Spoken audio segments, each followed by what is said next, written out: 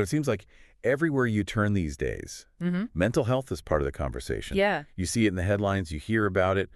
Celebrities are talking more openly about it. But it's like, how much of that is, Yeah. helping us actually understand these issues, and how much is, I don't know, just noise? It's a lot to process, right? It is. It really is. And that's what I'm hoping we can kind of like unpack today. Okay. So we're doing a deep dive into how the media portrays mental health. Right. What are the real world consequences of that?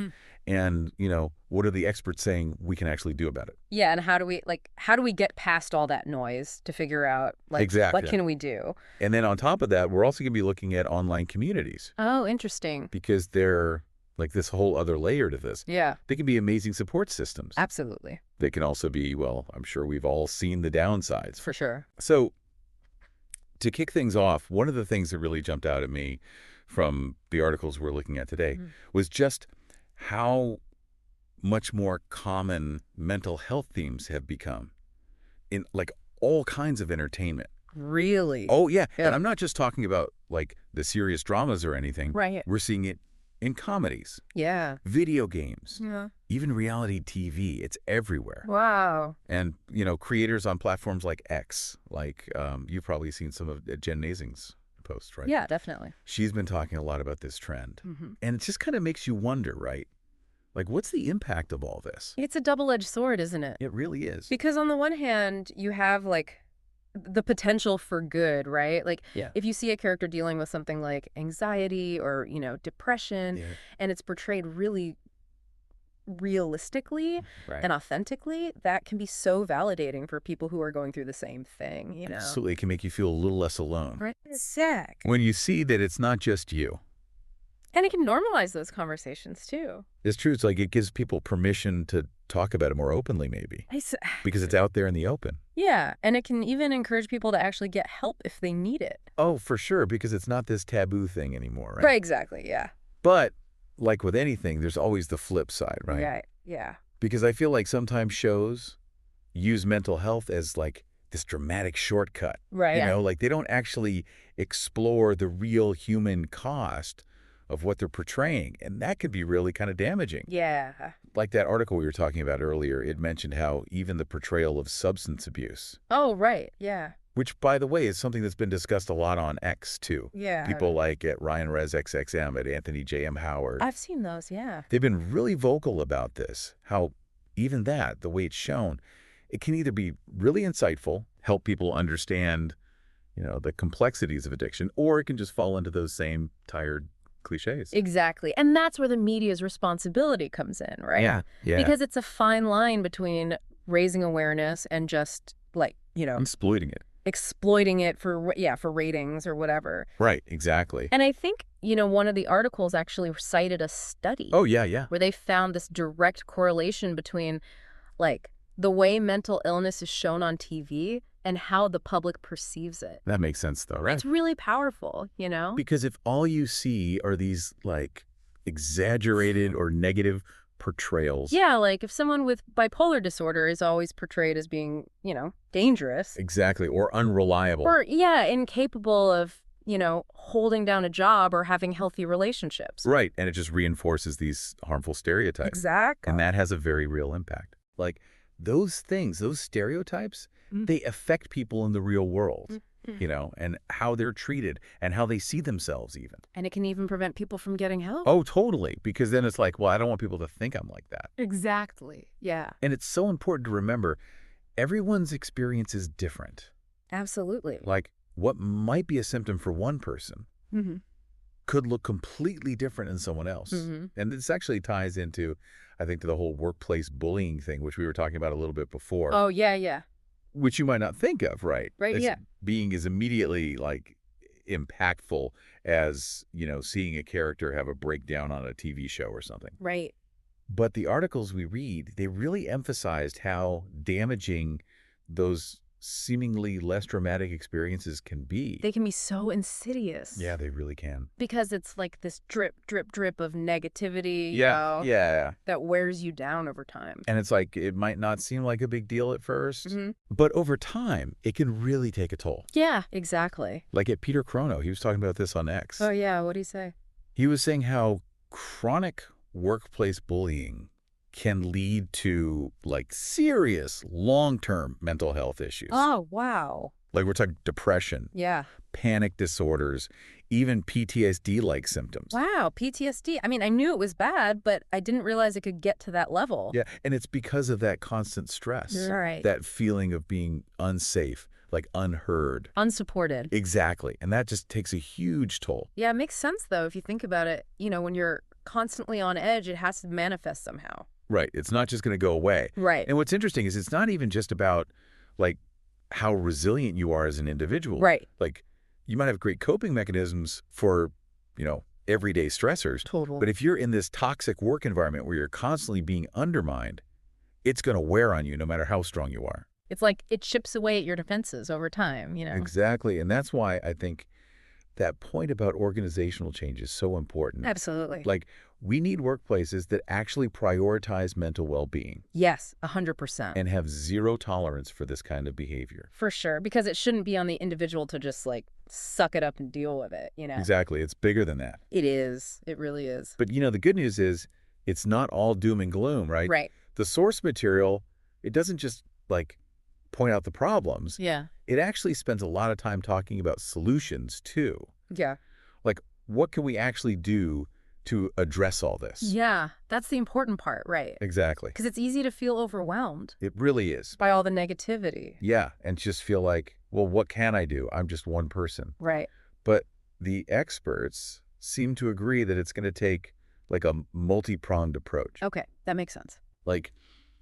We need to be tackling this from all angles, individual and systemic, to really make a difference. Right, so it's not just on individuals to fix it all themselves. Exactly. Okay, that's good to hear, because that always felt a little unfair. It does. It's bigger than any one person. It is, yeah.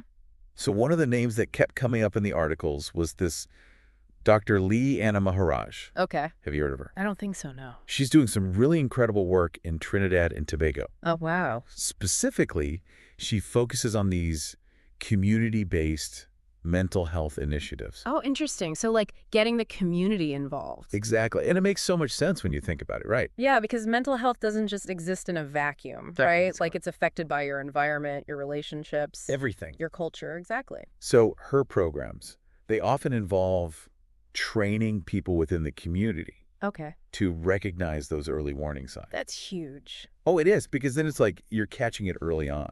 Right, when it's easier to address. Exactly, before it becomes this huge crisis. And you're not just relying on, doctors or therapists who might not always be accessible. Totally. And what's really cool? The article said that these programs, they've actually led to a big increase in early intervention. That's amazing. Isn't it? That's incredible. And a decrease in hospitalizations. Wow.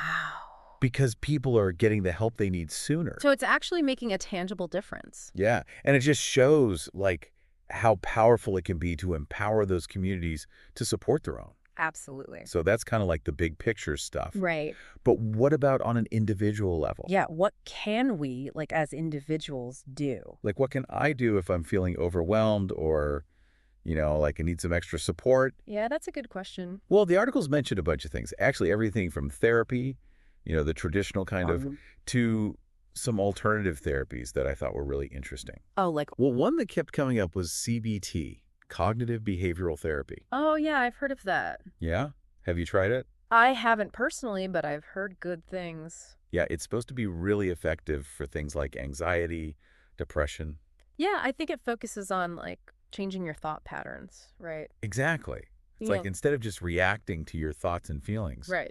You learn how to kind of step back, examine them. Oh, interesting. And reframe them in a more positive or helpful way. That makes sense. Yeah, I actually tried a CBT app a while back. Oh, really? Just out of curiosity. Yeah. And I was surprised by how much it actually helped me, just in terms of, being more aware of my thoughts. Yeah. And how they were affecting my mood and stuff. It's like having those tools, right? It really is. And it made me realize, you don't always have to jump right to, traditional therapy. Right. There are other options out there. That's good to know because therapy can be, like, intimidating It can. and expensive. Oh, yeah, that too. So having other options is really important. It is. And you know what else I thought was really interesting? What's that? They were talking about how technology is kind of changing the game when it comes to mental health care in general. Oh, yeah. How so? Well, you have things like teletherapy now, Right. which is basically therapy, but like online or over the phone, Right. which is great for people who, maybe live in rural areas. Yeah, where there aren't a lot of therapists. Exactly. Or Yeah. for people who, maybe they're just not comfortable. Yeah. Or they're nervous. Yeah, going to an office. It can feel really, like, clinical going to an office. It can. And then you have all these mental health apps popping up, Yeah, I've seen those. which, they're not a replacement for therapy or anything, Right. but they can be a good tool. Yeah, for, like, in-between sessions or something. Exactly. Just to kind of like help you manage things on a day-to-day basis. That's great. And then, of course, you have online support groups. Oh, yeah, those are interesting. Yeah, there was a lot of discussion in the articles about the pros and cons. I bet, because I feel like there's a lot of potential there, There is. but also some risks. Yeah, it's like a double-edged sword, right? Exactly. Because on the one hand, these online spaces, they can provide this amazing sense of community, Yeah, absolutely. which, let's be honest, is something that a lot of people who are struggling with mental health, Yeah, they feel isolated. they're lacking. Exactly. Yeah. So being able to connect with others online Yeah, who get it? who get it, who've been there, that can be so powerful. Absolutely, and it's like 24/7 too, right? Yeah, exactly. It's always there. You don't have to wait for an appointment or anything. Right. And you can share coping strategies, just realize I'm not alone in this. It's like that shared experience, it makes you feel less alone. Totally. It's like finding your people. Yeah, exactly. But the articles did bring up some like valid concerns too about these online groups. Yeah, like what, Well, like anything online, it's not all sunshine and roses. right? Like one thing they talked about was the importance of being like discerning, Okay, yeah. because not all online support groups are created equal. Oh, for sure. Some of them, they might be poorly moderated, Right. or they might not have accurate information, Yeah, that's dangerous. which can be really harmful, especially if you're like vulnerable and looking for help. Absolutely. So what should people look out for? That's a good question. Like, how can you tell if an online group is, a safe and reliable place? Well, I think one thing is to look for groups that have like clear guidelines. Okay. Like what are the rules of the group? Yeah. And are they actually being enforced? Right, because some of them are just like the Wild West, Exactly. And you don't want that. No. Another thing is to see if the group is moderated by someone with like actual credentials. Okay. Like, do they have experience with mental health issues?